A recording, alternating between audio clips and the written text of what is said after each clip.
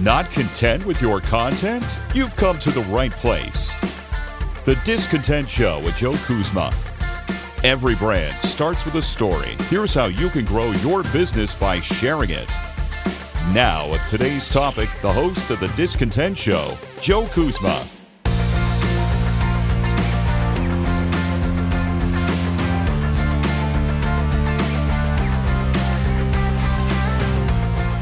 Hello, everyone, and welcome to another episode of The Discontent Show. My name is Joe Kuzma, and today I want to cover a topic that you're probably wondering, geez, Joe, I don't hear you talk about YouTube a whole lot. And, you know, when I talk about the 5 pillars that I believe are most important with content marketing, I believe that YouTube kind of covers a whole plethora of them. Love that word, by the way. I talk about blogging, I talk about podcasting, I talk about social media, and YouTube is kind of all those things. I understand it's very video oriented, but even if you have audio programming, as I do with this podcast, you could see that you could get results even if you happen to follow a few kind of pointers, I want to say. Now, I mean, the obvious is hopefully you have everything filled out and looking professional on your main YouTube channel. But today I want to talk about individual videos, and you just never know when you might strike gold with one of these. And I think the most obvious thing, it may not be the most obvious thing actually, because if everyone did it, I think everyone would be successful on the platform. And, you know, YouTube is great for a lot of things. Let's put that out there first, because it's the largest video platform by far, obviously. It is also a very large search engine, and since Google or Alphabet or whatever the parent company is, since they're tied together, since they own it, it shows up high in Google search results as well. So if you're not already doing something with video, I very much encourage you to do it. I mean, it's as simple as maybe even just grabbing something if you have a decent smartphone and shooting a small video, and there's even apps and stuff on your phone that you could edit with, all the way to high-end stuff like the Hollywood studios, or, you know, even myself using some kind of tools like that. I'm not quite up there with Pixar just yet, but I'm not really doing animation either. But they're, you know when something looks good and when something's clean, and, you know, the cut, the beginning and the end and stuff like that. But it's not really what I'm getting at today. It's if you already have video and you feel like you're floundering out there, you're just kind of out to sea with no destination, these things are going to really help you. And it's the most obvious stuff that's sitting right under your nose that you may not be taking advantage of. And basically, when you go and upload a video to YouTube, you're going to have a title, you're going to have a description, and I mean, those are two of the biggest things that you need to type exactly what you need to type in there, and make sure that it's hitting on what the video is about. Particularly the title. Now, you know, we live in this world of everyone is go, go, go, fast, fast, fast, scroll on by, right? And so you got to make sure that you're not being deceptive by your title and saying something that may be untrue or may come off as, like, as I like to say, the fake news or clickbait or anything like that. But at the same time, you may need something catchy enough to grab someone's attention. So you got to make sure it's on point and that it's also attention getting. But that's what your description is for. If you want to get into a little more detail, make sure your title is like boom, boom, boom. And don't try and do like 2 sentences as a title. If you can help it, don't use like ands or ors or things of that nature unless it's very specific. Because when you're kind of doing 2 things at once in there, or if you ask a question, which is one of the great ways to engage with people, sometimes you may not even get them to watch the video. They're just going to comment and answer, which is not what we really want when we share this to other platforms on social media. Now, keep in mind, people can also comment on your video, which is what makes YouTube kind of unique in the social media realm in that aspect. But your description is where you might want to get into a little bit more detail. You want to make sure you're using some of your industry jargon, whatever is in your niche, and make sure that you're hitting on some of the keywords that people might be searching for. Now, that might seem very obvious to anyone and everyone, but not everybody's like writing. Some people write like incredibly detailed show notes, but you don't have to, you know, write out the entire transcript of something that you're talking about. You could very simply put in a description, and then one thing that I always do is I keep a file on the side that has all of my links, my contact information and everything in a plain text file. And then that way, YouTube will hyperlink anything that is an actual link. So if you want to tell people that you have a website, that you have an email address, that you're also somebody that you could find on social media, I'd put all of those links in YouTube, because that's kind of closing the gap here, where everything comes full circle with your SEO. And if somebody finds you on YouTube and they don't realize that you have all of these other platforms, they're going to think you're only a YouTuber. So you got to make sure you put it out there. Sometimes you have to smack people right over the head with it and be that obvious. That's just the way it is. Now, the description gives you 5,000 characters, so you could write a lot more. I want to say the title's only 100 characters. So you have to be careful with that too, because it's going to get chopped off in some different platforms, different, screen sizes and things of that nature. It could get truncated. So what you have to say, get to the point. Make sure the important stuff is right up front, because if you go da da da da da da da, and then that next part may not show for whoever gets to see it. You never know who that next person might be too, because just even recently, one of my Instagram pages, I think I created this just a few months ago. It's a hobby that I have on the side where I play some like old video games, and I necessarily haven't really been pushing or marketing this. I have like no money behind it. It's all an organic thing. And just by using the proper hashtags and having like a link in my profile and things of that nature, that has grown like exponentially. You just never know what's going to strike gold. And one or two of those most recent posts to that profile have doubled and tripled my followers. This is the same way this works with YouTube. You could put stuff on YouTube that gets absolutely 0 views. I've done it, and then you could get stuff that gets thousands of views. You just never know what people are searching for and how competitive something is. There are tools for that. Those are things that I use on a professional level, and I may cover those in the near future. But today, this is more or less like how to stand out in that sea of people if somebody does happen to find you.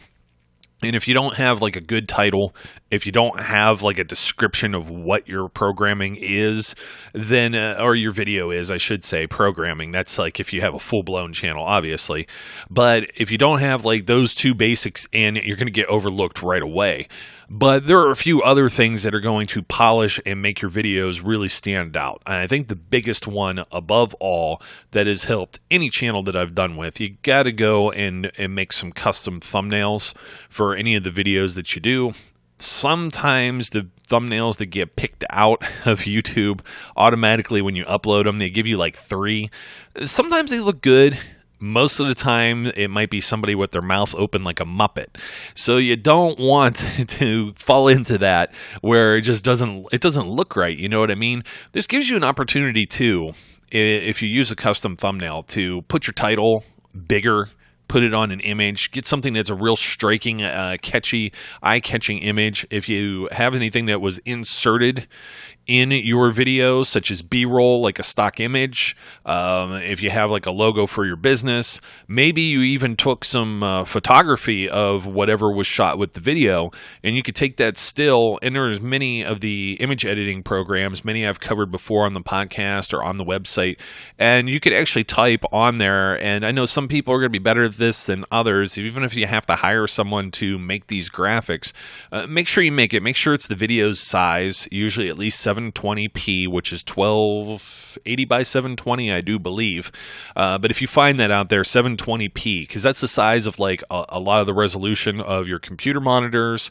That's standard for video, okay? That's like high definition video on the lowest end of the spectrum. It's not 1080 or 4K, and I don't want to throw all these terms out there, but it really means the width and the height of your image, and you want it to be the size of the video so it looks proper. It doesn't get like the black boxes around it and stuff, and YouTube crops it and things of that nature, because when you have that on there and it's very eye-catching and very appealing, it's another thing that's going to get people to stop while they're scrolling and flicking their finger, through YouTube or on the remote or their mouse. They're just scrolling along, and it just, I'm telling you, overwhelmingly, the success rate of something that has a custom thumbnail just trumps. There's not really a percentage. A lot of this is just, even my personal experience with it, but you're giving yourself a greater chance at success if you do this. this.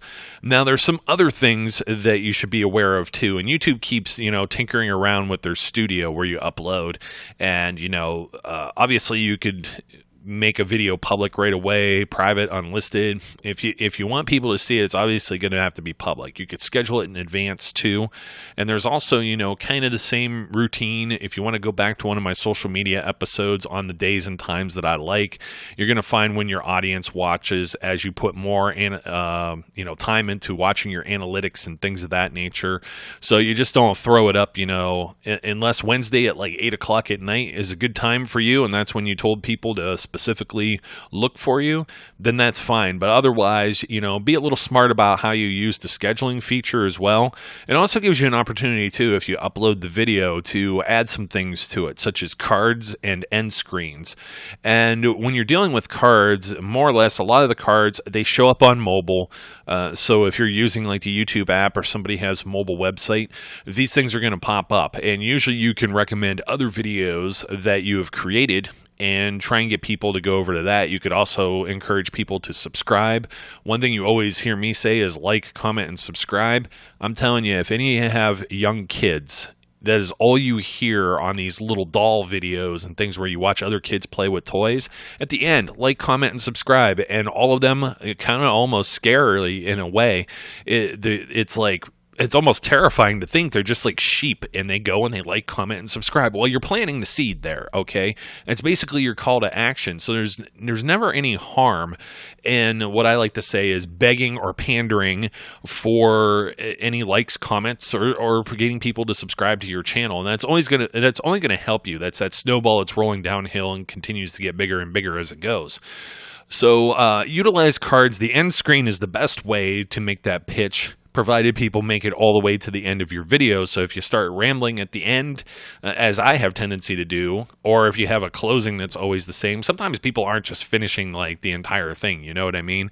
And it's going to be a missed opportunity, but you still want it there, because if they make it to the end of the video, it's going to pop up, it's going to have the subscribe thing. It might have a most recently viewed video. It depends. YouTube has several that are like templates that you can pick out that are automatically, they kind of does the work for you, and then you just have to hit save.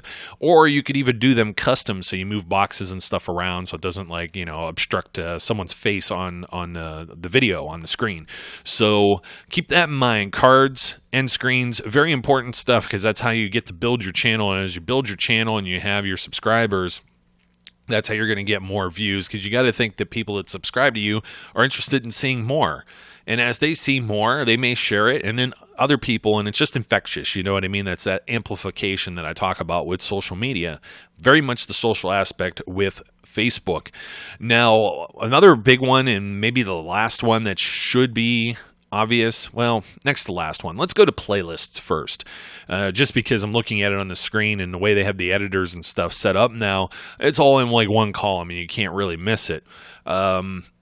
Playlists might seem like something that you're not necessarily getting involved in, but you're going to want, I think you should have one. And if you have certain topics and it's a regular feature, name it something that features your keyword, and it's going to help people find you as well, because playlists also show up in search. So if you have like 5 videos about gardening, make a gardening playlist, because it's going to be like how to plant carrots. I don't know. I think you could plant carrots, right?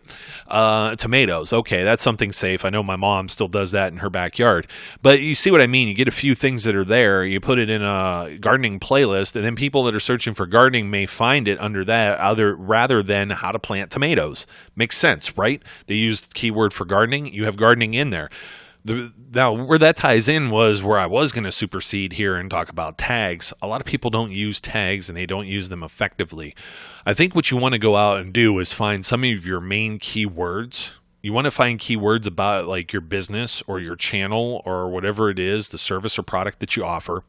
You also want a mix of tags as well. So you just don't want them to be just of like your name. If you've done everything else to this point correctly, as I talked about with titles, descriptions, and things like that, people are going to find you by name. it's going to be your channel name is probably your name. Okay, whatever your brand or business is. The same thing if you have it in your description, it's going to be there. So you only have so many characters that you could use for tags. You can only put so many tags in. And I think this is close to like 500 as well. So if we're talking about like tomatoes and carrots, put tomatoes and carrots in there. That might not be something that's on every single video that you do, but you should have a handful of them that you always use. There is no harm with just using your name if you have the space, but if you find that you have too many tags, you could get rid of your own business name out of the tags because it's going to be picked up SEO-wise anywhere else when the search engines crawl it, provided you have it in other places. Like I said, your channel name and your description, that's going to be there. Another thing I like to do with tags is you want to look up anything that's like a current trend that relates to your video and put it in there.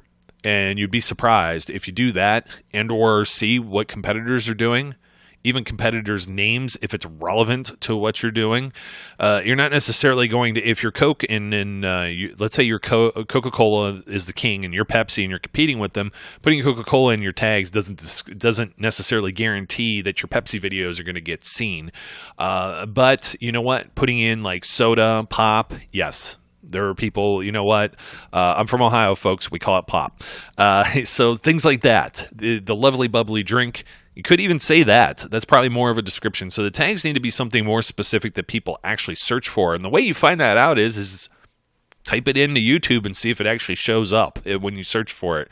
And if there isn't a lot of stuff, if you go through the full search and there isn't a lot of stuff that falls under those specific tags, well, then it's not really worth using. So this is something you're probably going to refine over a period of time and find exactly what best works for you. But you can't ignore tags. Now, those are all the basic features. And like I said, it's the stuff that should hit you right over the head when it comes to YouTube. But if you haven't gone into the advanced tab ever, usually you could set a lot of these features up in advance. It could be an overall channel setting or for new uploads.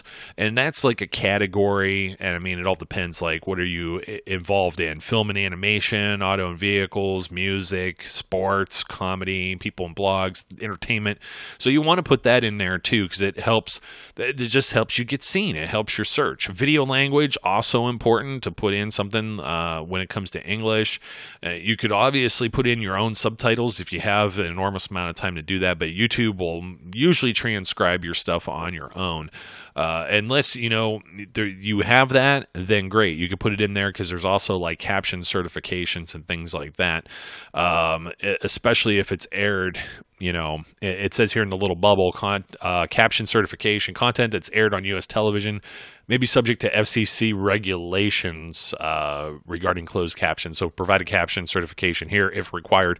Most of us are not going to have to do that. We have not aired on television, unfortunately.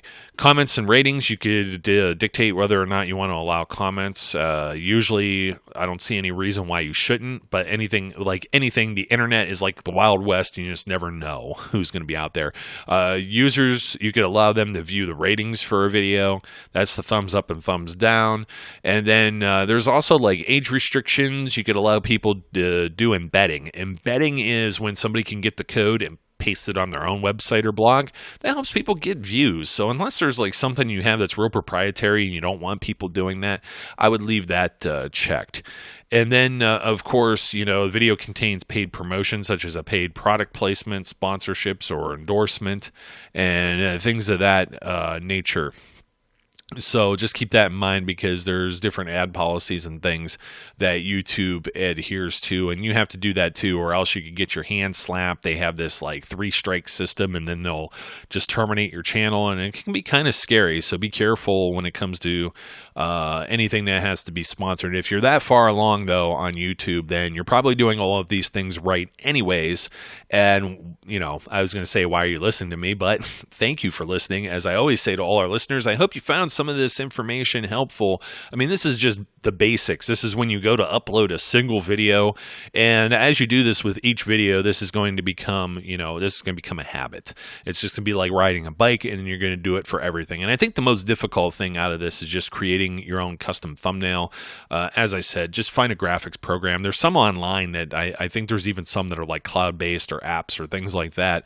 Canva obviously always comes to mind, and it's something that'll allow you to, make something, I don't want to say rudimentary, but it's going to allow someone with maybe some basic computer skills, if this type of stuff kind of scares you away, it's going to allow, it's very easy for you to use, I guess is the best way to say it. So I don't want you to feel intimidated by it, because you could still come out of one of these programs producing something that looks fairly professional, and it's going to look a lot cleaner than, of course, like I said, the Muppet with its mouth open, someone with their eyes closed, and it almost reminds you of the one commercial, I think it was like the camera phone or whatever, that allows you the smartphone that takes like different snippets so you don't catch someone with their eyes closed or mouth open.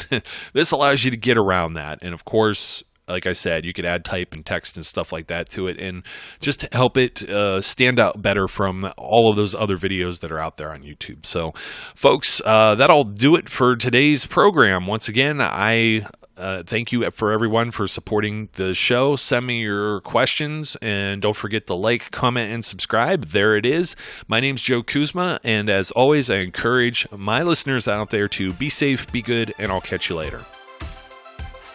Hi folks, this is Joe Kuzma.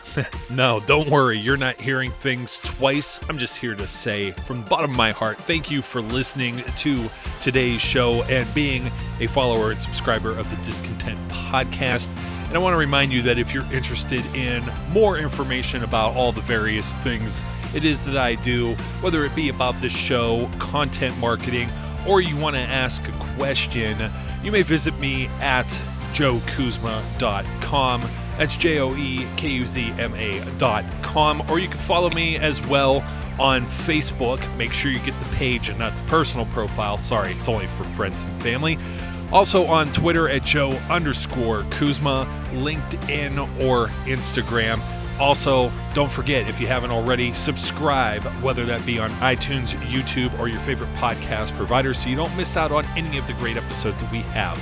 Once again, thank you again for your support, and I look forward, as always, to speaking and interacting with each of you again soon.